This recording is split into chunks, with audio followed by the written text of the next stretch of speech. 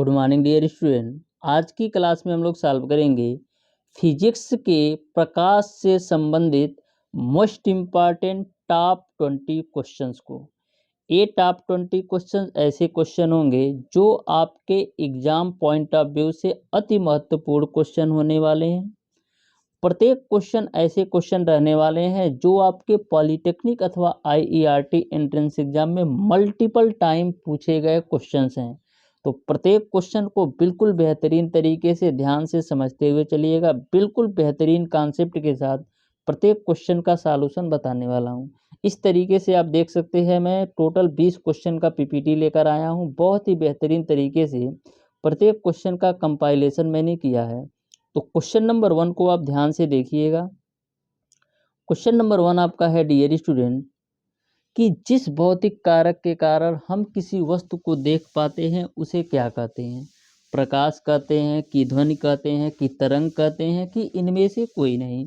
तो जिस भौतिक कारक के कारण हम किसी वस्तु को देख पाते हैं उसे हम प्रकाश कहते हैं, यानी क्वेश्चन नंबर 1 का ऑप्शन नंबर ए सही होगा। क्वेश्चन नंबर 2 आपका है किस घटना में आपतन कोण हमेशा परावर्तन कोण के बराबर होता है? तो प्रकाश के अपवर्तन में हमेशा जो आपका आपतन कोण होता है परावर्तन कोण के बराबर होता है, यानी क्वेश्चन नंबर 2 का ऑप्शन नंबर बी सही हो जाएगा। इस पर न्यूमेरिकल भी पूछा जाता है,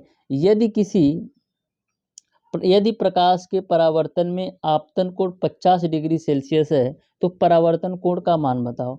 तो हमेशा ध्यान में रखिएगा कि प्रकाश के परावर्तन में आपतन कोण परावर्तन कोण के बराबर होता है। क्वेश्चन नंबर 3 आपका है कांच का चटका हुआ भाग किस घटना के कारण चमकीला दिखाई देता है? तो कांच का चटका हुआ भाग जो है डियर स्टूडेंट किस घटना के कारण चमकीला दिखाई देता है, ये आपको बताना है। तो पूर्ण आंतरिक परावर्तन के कारण कांच का चटका हुआ भाग चमकीला दिखाई देता है, यानी क्वेश्चन नंबर 3 का ऑप्शन नंबर सी सही हो जाएगा। क्वेश्चन नंबर 4 आपका है उत्तल लेंस में बना प्रतिबिंब होता है।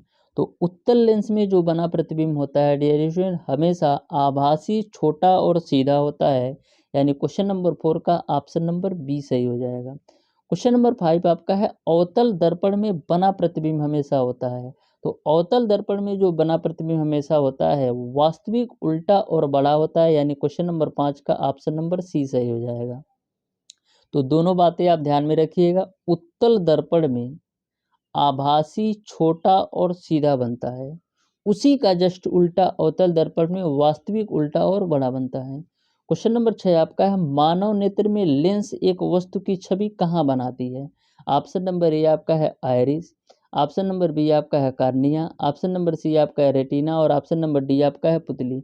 तो मानव नेत्र में लेंस एक वस्तु की छवि हमेशा रेटिना पर बनाती है। इस तरीके से क्वेश्चन नंबर 6 का ऑप्शन नंबर सी सही हो जाएगा। क्वेश्चन नंबर 7 आपका है प्रकाश का रंग निर्धारित होता है आवृत्ति से कि तरंगदैर्ध्य से कि आयाम से कि आवर्तकाल से?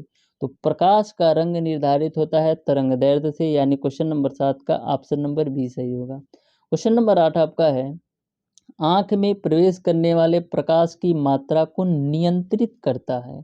तो आंख में प्रवेश करने वाली प्रकाश की मात्रा को नियंत्रित कौन करता है? आयरिस करता है। कौन? आयरिस जो है आंख में प्रवेश करने वाले मात्रा को प्रवेश नियंत्रित करता है, यानी ऑप्शन नंबर सी सही होगा। क्वेश्चन नंबर 9 आपका है एक दंत चिकित्सक कौन सा दर्पण का उपयोग करता है? उत्तल की, अवतल की, समतल की, इनमें से कोई नहीं? तो एक दंत चिकित्सक हमेशा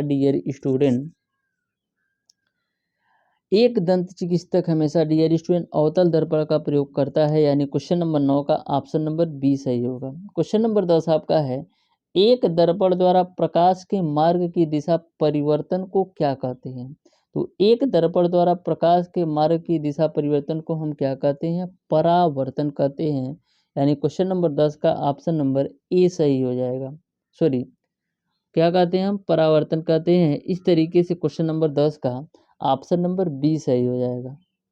क्वेश्चन नंबर 11 आपका है श्वेत प्रकाश का अपने सभी रंगों में विभाजित की प्रक्रिया को क्या कहते हैं?